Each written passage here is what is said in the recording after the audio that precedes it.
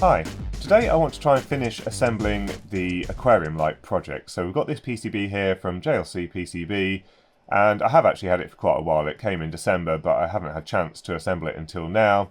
So this is the controller PCB, which is going to do all of the control functions for driving the LED light. As a quick reminder, this is the Aquarium light, so we've got the powerful LEDs on an LED board with a big heatsink, a very big and powerful fan, which I'm hoping we won't need to run anywhere near full speed. And then we've got the driver PCB, but this is just a driver PCB, it doesn't have any smart functions on it. So this is going to receive the PWM signals to control the LEDs from this controller board. And this will fit on the top of the stack here, screw through the screw holes, and then we've got some connections here. So 10 pins for control going straight through to the other PCB, and also the 24-volt supply going through. And then that forms the entire project, and then there's a 3D printed case that goes over the top of this. So here is a close-up of the PCB, and it's actually a 4-layer PCB, which is why you're seeing quite a distinct lack of tracers going everywhere. Most of the routing has been done on layer 2 and 3 with nice big ground planes on the top and the bottom. So originally I'd started off with quite dense population of the PCB up here, and that's because I'd originally intended to try and get all of the driver electronics on this same board, but I wanted to try the other suppliers' assembly service, and I started to think doing a double-sided load board as my first go with them might be a little bit challenging, so I decided to separate the two out. This board is from JLC PCB, a 4-layer board, and it was actually quite keenly priced, which is why I kept with the 4-layer board. It just made things a little bit more straightforward. But we've got the matte black finish, as you can see, and it looks pretty nice. We've got the gold finish as usual, and yeah, it should just be a case of assembling this up and then getting this ESP32 program so that we can control the LEDs. So here is the schematic in Proteus, and it's probably the last time you're going to see me using Proteus for a while. I am trying Altium, and I'll explain the reasons why in a future video. But here is the power supply section. So first of all, we've got the 24-volt supply coming in. We've got some reverse polarity protection here created by this P-channel MOSFET, which gets turned on when the polarity is correct. We've got a little bit of electronics here just to feed the incoming supply voltage into the ESP32 so that we can make an estimation of the amount of power that we're delivering. This is just a little extra that I thought would be nice to have on the OLED for curiosity purposes.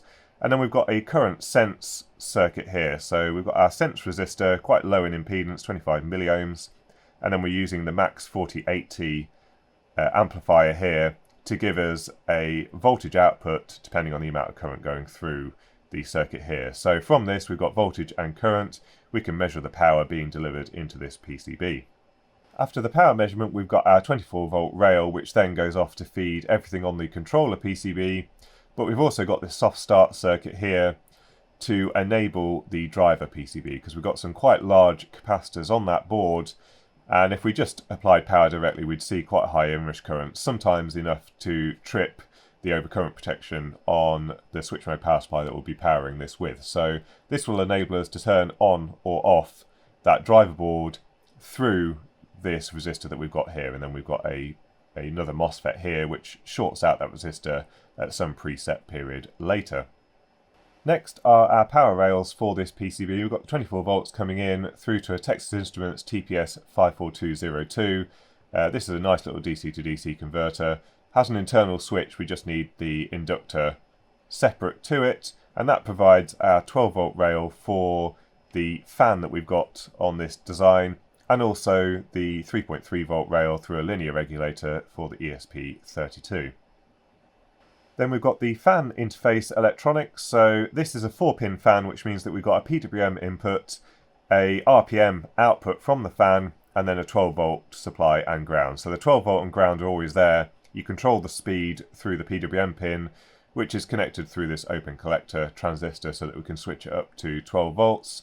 And then we get a TAC output, which is the RPM, through this resistor divider network, and that provides us with a signal back to the ESP32.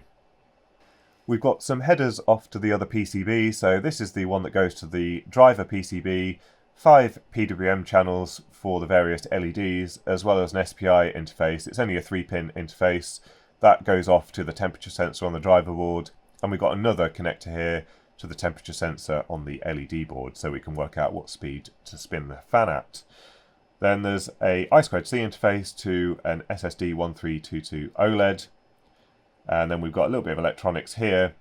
This controls the outputs to the LED driver board, and it means that we've got control over when those PWM signals are actually active, because what I've found in the past is the ESP32, particularly when it's booting up, can toggle some of the pins, and so by means of this electronics here we can just disable those outputs until everything's up and running.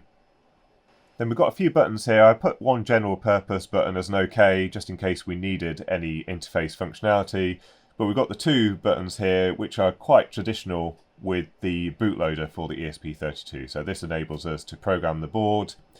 And then finally, other than the ESP32, we have an ADC.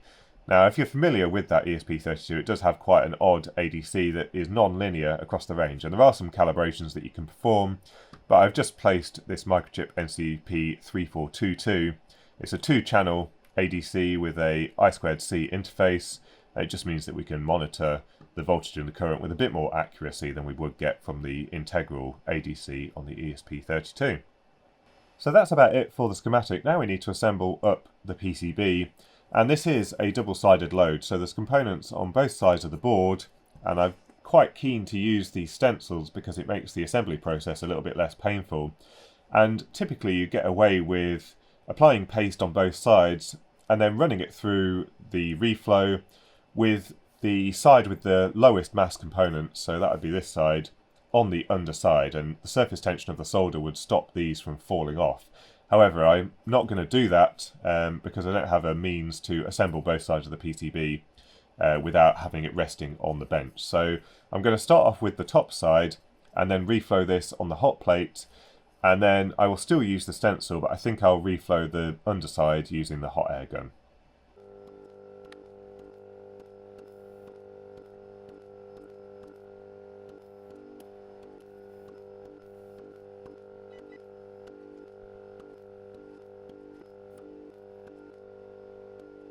So that's the top side ready for reflow, and you'll notice there's probably a bit too much paste there for some of these 0402 components. I should have changed these back to 0603 or 0805 once I realised that I didn't need the density of components, but we'll see how these reflow. Now, to reflow the PCB, I'm not going to use an oven, I'm going to use this hot plate. I do seem to get quite good results with this. It's the UU946C. And we're using bismuth solder paste, so it's this Solder King solder paste again, and that has quite a low melting point. What I tend to do is just try and track the temperature in time with what the reflow profile should look like, but I do need to work on a better solution, an automated reflow oven. So the PCB is just in the preheat stage at the moment, and the reason that we try and follow that reflow profile is because if you don't, you end up with some undesirable results of the reflow. So even though you could heat this up with a hot air gun and flow the solder, the flux wouldn't have taken effect properly, and what you end up with when you use that method is lots of tiny little solder balls around the connections where the flux hasn't had chance to do its action, which actually occurs at quite lower temperatures to the reflow point of the solder. You know, this bismuth solder I think has a melting point at about 175 degrees C, but somewhere in the 100 to 140 degrees C range is where the flux is doing the majority of the action, and you'll see some of the flux sort of seeping out, and then as the temperature rises slightly further, it will get drawn back in, and when it draws it back in, that's where those solder balls appear back on the connection and not all over the PCB.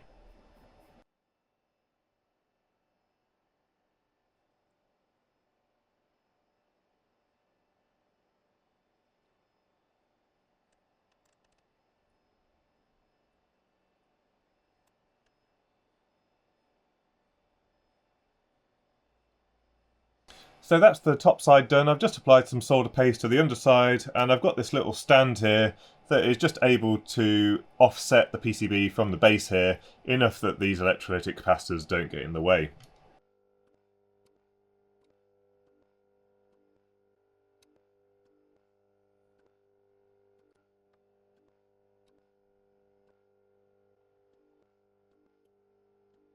So that's the underside of the PCB ready to reflow. Now obviously we can't sit this on the hot plate because we've got components underneath and we wouldn't get any heat transfer to the board. What I'm going to do is use the preheating station, the EHA853A, which just has some gap between the heater and the bit where you actually sit the PCB, but I'm only going to heat this up to about 100 degrees C, and then I'm going to use a hot air gun to try and bring that all the way up to 175 degrees C quite slowly. Hopefully we won't see any components dropping off on the underside.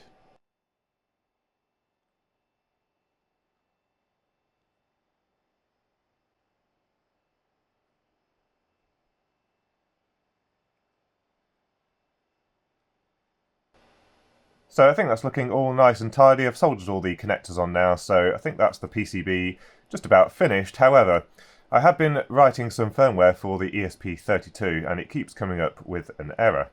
Now the error is regarding GPIO34, which is the PWM output for the fan. And unfortunately here is the error. So GPIO35 turns out to be an input only pin, not an I/O pin. So we can't set that as a PWM output. The tools are quite good, it lets you know that that is a problem. Unfortunately, I know exactly what happened. So here is the trace on the PCB. This is the PWM fan pin, and here is GPIO34, nice and close to the fan header. I did originally have it set to GPIO2, but GPIO2 is the other side of the chip. And obviously when I was routing it, I was like, well, I've got this spare pin here, why don't I reroute it to that point instead? And obviously the reason why I hadn't selected that in the first place is because I'd already found that it was an input only pin. So something to watch out for. We are going to have to make a small modification on the PCB. Unfortunately, we don't have to go cutting any tracers and ruining the PCB in that way. I can simply put a wire from GPIO34 to GPIO2. Because it's an input only, it can't drive that pin, so there's no problem with us driving the PWM signal into that pin and also off to the fan header. So I'm just going to find some thin wire and we'll solder that up. And so there is my Bodge wire with a bit of glue just holding it in place. Next up, I think we need to start testing the PCB, so we'll power it up and just check the voltage rails to start with. The bench power supply is connected to the power header now with 24 volts and a current limit of 300 milliamps, so we'll turn it on. And that's drawing about 25 milliamps from the 24 volt supply. We can also see we've got our purple power LED there. And let's check some voltages. So 12 volts is available on the fan header. Let's see if we can get around to here. So just marginally over 12.2 volts, that's fine. And it looks like we've got 3.3 volts on this header here. Let's see if we can probe that. 3.294. So no problems with the voltages. The current all looks normal. So let's try and sort out the firmware. So I've been having to think about the best way to control this Aquarium light. Obviously we've got this really nice internet-enabled microcontroller with lots of functionality, lots of memory and everything like that. We're able to get the time and date from the NTP server. We've seen that we can do that with the LED clocks that I've designed. And what I was thinking, it would be quite nice to host a web page on this ESP32 so that when you visit the local IP from the network on any PC, you can then see all of the settings. You can change the times that various lights come on and off.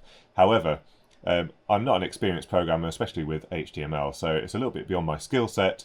I had a quick look at what was available for ESP-IDF, and I didn't really find that many examples that were sort of relevant to what I was trying to do.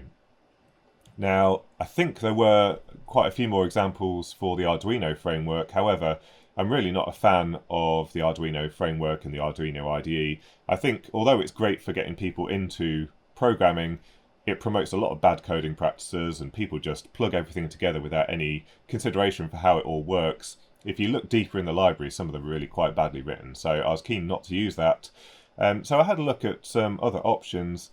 When you install the ESP IDF stuff into Eclipse, it does have quite a few examples, and one of those is an MQTT broker, an MQTT device or entity, and a few other types of things that you can run on here. So I've taken that a little bit further, and although it's not completely ideal because now we're relying on another service, I have got Home Assistant installed on a Raspberry Pi, and it means that the integration might work a little bit better. It takes all of the on and off settings away from the aquarium light. This will just run. When the temperature gets high, it will turn on the fan, that kind of thing. But the actual control of the light can be done from potentially a much better GUI than one that I will be able to design on a HTML web page. So the idea that I'm experimenting with at the moment is using Home Assistant, which already has some MQTT stuff for controlling lights. And in particular, if we look at MQTT light, we're able to have white plus RGB color lights being controlled from the broker. And because we've got this color temperature option, we're able to switch between the white and the amber LED depending on the time of day, so that we can sort of simulate some kind of sunrise, sunset type stuff. But we've also got the RGB colours, so we've actually got enough here to control the light because we've got RGB, amber and white LEDs on the aquarium light. As I said, the plan is for everything else to be automated on the light itself. So the fan control, we've got the ability to read the amount of power being drawn, the temperature, all that kind of stuff. So that will be displayed locally on the OLED and not be fed back to this. This is just going to control the actual brightness of the various LEDs. And looking around, there's some examples for using a JSON configuration file that allows all of these options to be used. And basically, when we put that firmware onto the ESP32, it will just show up in Home Assistant here, and we're able to control it. Now, what I do need to do is then work out how we can schedule stuff. But for now, in terms of just getting it working and making sure everything works, then we can just upload that file onto the ESP32, which I've been working on here. And hopefully, we should be able to just get it to control the light with some sliders and the color wheel. So we've got a fair amount of code here. It's not been properly sorted out yet. It's still a work in progress. So there's over 1,000 lines of code in main.c, which will make some people quite unhappy. I do have to sort all of this out. But aside from the MQTT stuff, we've also got some other functions that run alongside it. So, for example, we've got the power sensor task here. This runs once every 500 milliseconds, and that reads the data from the ADC using I2C, and then that gives us the voltage and the current, and from that we're able to work out how much power is being drawn. Like I said previously, this is massively over-engineered and we really don't need this data, but I thought it'd be quite nice to see what power settings we've got being drawn by these LEDs. So we've got some functionality there. We've also got a function here, temperature sensor poll. So this happens every second, and this reads the two temperature sensors. We've got one on the LED PCB and one on the driver PCB. And we've got a little function here which works out a gradient based on some settings that we give to it, and that will change the fan speed depending on the temperature of the LED board mainly. So what I've done here, and I don't know how this fan reacts, I don't know whether it will start at 5% duty cycle, but for now we've got some hash defines at the start of the code. The minimum fan duty cycle is 5% and the maximum is 50 for now because it's a very powerful fan. And basically when the temperature exceeds 30 degrees C, the fan will come on at 5%. And then once we reach 60 degrees C, it will be at 50%. Hopefully we'll never get anywhere near that because this fan is quite noisy. But we've got the ability to change that slope, and this function works out the slope and then works out what fan speed to have based on the temperature that we're actually reading. Finally, we've got this soft start circuit, which allows the capacitors on the driver board to charge up slowly before we short this 1K resistor out with this MOSFET. So we've got a pin here, 24 volt soft enable, and that is basically enabled once we boot up into the main routine, and that does actually take about a second or two, so that's enough for those capacitors to charge up through that 1K resistor. So let's see, yep, we've got some amber lights, that's a good sign. When one starts blinking, that means the various tasks are running. Yep, so we can see that one starting to blink now. So that is fully booted up. Now if we take a look at the MQTT broker, we should be able to see this as a device. And yeah, if we look on Home Assistant, we can see a device here. It's just called Light at the moment. This, I think, was the dev board that I was playing with before, and this is the aquarium light that we've got here. So we should be able to turn it on technically. Obviously there's no light PCB connected to the board, but yeah, we can see we've got a color wheel which will allow us to set the RGB LEDs. We've got a general brightness control, that is for the RGB LEDs only. Then we've got colour temperature, which will be our white LED going to amber. And then this is the brightness control for the white and amber LEDs. So we've got these two tied together, and then this brightness control tied together with the RGB LEDs, and we can turn it on and off. So here is everything all together. I've got the programmer still connected in because it does output some serial data, but everything all seems to have fit together nicely. The spacers are the same as these male and female headers once they're pressed together. I've just put one screw in for now because the screw actually goes through the top cover and holds everything together. So rather than put all the screws in and then have to disassemble it, I've just put that one in there. But we should be ready to power this up. I think the fan will spin at full power to start with because there's no PWM output until the ESP32 is booted up. So this will go at full speed and then it should ramp down. It looks like from the datasheet that potentially this has a minimum speed. So even if you provide it with 0% duty cycle on the PWM pin, it might still spin at 1800 RPM, which isn't necessarily ideal. We'll see how noisy it is. So let's power it up.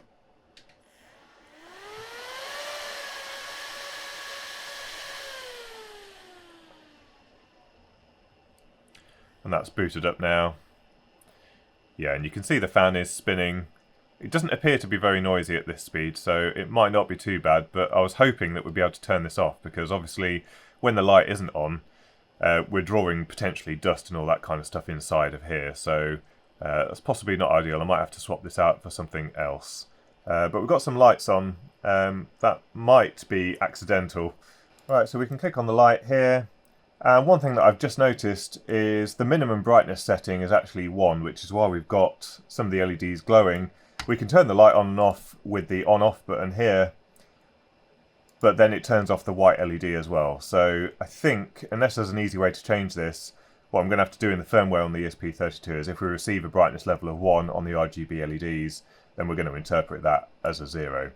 But we can pick any colour from the colour wheel. So we can pick a green if we wanted to. And you can see the green LEDs are lit there. We can obviously change the brightness as well. We can pick a blue if we want a bit more blue. Or red. And what I was thinking of doing originally with this is try to augment the colours from the white LED, but actually this white LED is pretty good as it stands. But if the greens on the plants weren't looking quite as green as they could do, we could add a bit of extra green to the light to make those stand out a little bit more. So with the brightness of the RGB LEDs up at maximum, you can see in the panel on the back here, we're actually measuring the amount of power. So those RGB LEDs are drawing about 22 watts from our 24 volt supply, drawing 0.937 amps. We've also got the temperature of the LEDs, so it's slowly climbing there, 23.9, 24, 24.1. And the driver PCB is slowly getting warmer as well. You can see that's just climbing, 25.6, 25.7. And this is below the threshold for which the fan starts accelerating. So it's at 0% PWM, but as we can see, the fan is actually spinning at 2,400 RPM. That is the minimum speed for this fan, unfortunately. Then on to the white LED. So we can turn down the brightness of the RGB ones. And then we've got the setting for the white LED. So we can put it up at full power. And I'm not sure if you can see the bottom of that, but we've got a bit of the amber light coming on as well as the white one. Obviously the RGB ones are stuck on, as I said. But we can change the colour temperature, which basically means removing the amber element from it. Or we can change the colour temperature all the way up to amber. And anywhere in between. And I think that would be quite a nice way of simulating sunrise and sunset and that kind of thing. So with everything set to maximum brightness, this is really, really bright. And we can see on the serial output here, we're actually drawing about 54 watts, 53.445 watts, so 2.262 amps from the power supply. And just looking at my power supply to the side, that is exactly what it's reading. So this does appear to be pretty accurate with its reading. And we can see the temperature slowly climbing up, so 30.8, 30.9. That is with 50 watts basically being driven into these LEDs. So at some point, I think around 35 degrees C, we should start to see the fan duty cycle increase. And I'm just going to leave this running now for a little bit to see what temperature it actually stabilizes at.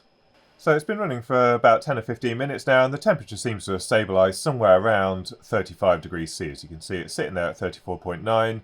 The driver PCB is about 30.7, so definitely above ambient, but not in any way concerning. That's quite a decent temperature, and everything still feels exactly as the reading suggests, so not too warm at all. I'm quite happy with how that's going. So what that does actually mean is the fan doesn't spin up any further than the minimum speed of 2,400 RPM.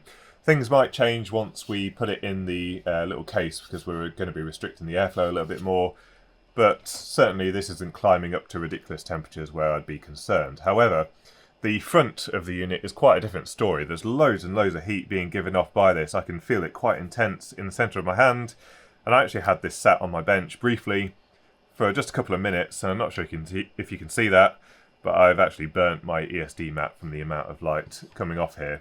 I'm not sure if that's infrared. I don't know how much these LEDs emit in the IR region, but there is really quite an intense amount of heat. I guess what this is the amount of light being turned into thermal energy as a result of the darker colour here.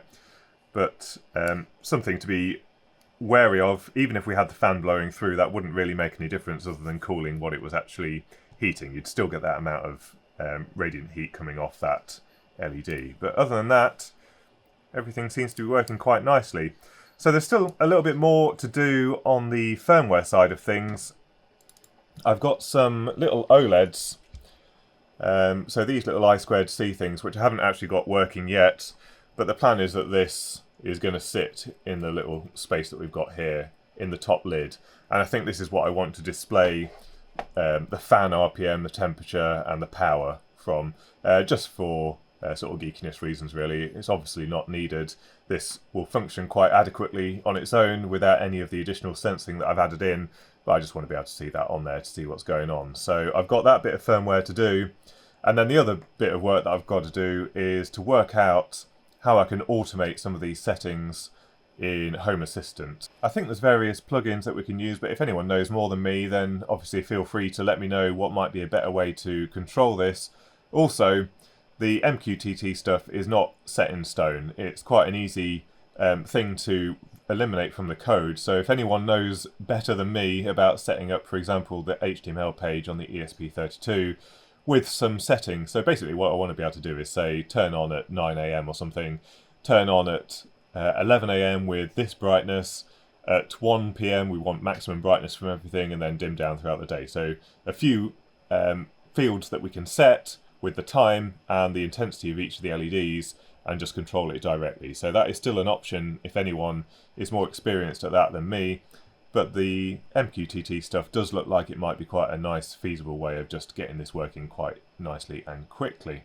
So a fair amount more code to write, and this is also quite a useful test because one of the projects that I want to build next are some studio lights, and this has just got one XHP 70.2 LED in the middle, and it is intensely bright, and also it turns out to be quite easily cooled. I was quite concerned as to how much heat sinking and airflow we'd have to provide, but I was thinking of building some studio lights with two of these LEDs in it, and what that might get us is a little bit more efficient lighting. By driving it at a lower current, we'll be able to get a little bit more light out of it compared to the amount of current that we're putting in. So I want to build maybe 4 of these LED lights with 2 XHP 70 LEDs. So one thing that I want to do is have a look at some of these torches, because these use some of these quite high power LEDs, and they're fitting quite a lot of LED driver electronics in here. You can see all of this guff that I've got on the back of this, and they're putting quite a lot of electronics, a lot of drivers into all of these different torches that you can get, and they are pretty bright. I think this is the brightest one that I've got actually, and it's similar in terms of the amount of current that they're driving these LEDs at. So they've obviously spent a bit of time optimizing the LED drivers. So I think we might have a look for a bit of inspiration inside these at what they're using. Also a quick review of these, because I've been using these over the winter and they've been working really quite well. But there's a bit of work that I want to do on those, but I'm going to be designing that electronics in Altium. It'll be my first experience doing my own home project in Altium from scratch, and we'll cover some of the process of doing that. We've also got a nice plugin to use which will allow us to actually have a look at the current flowing over the PCB and see if we can make any improvements to the layout and everything like that. So we've got some fun stuff to do in that, but I think this is about it for the Aquarium project for now. Either I'm going to try and develop this further just to get the I2C OLED working and then put it together, and I'll do one finishing video, or if anyone has any better suggestions for the control, then I'll look at incorporating those. So hopefully you found the video interesting. I eventually will put all of this again on my website. I tend to put all of my code and my PCB layouts on there so anyone else can replicate, although I'm not sure how much interest there will be in anyone trying to replicate this kind of thing. But there we go. So, thanks to everyone for watching. If you've got any thoughts or anything, leave them in the comments down below. Thanks to all my Patreons, of course, and JLC PCB for sponsoring this video. And until next time, thanks for watching.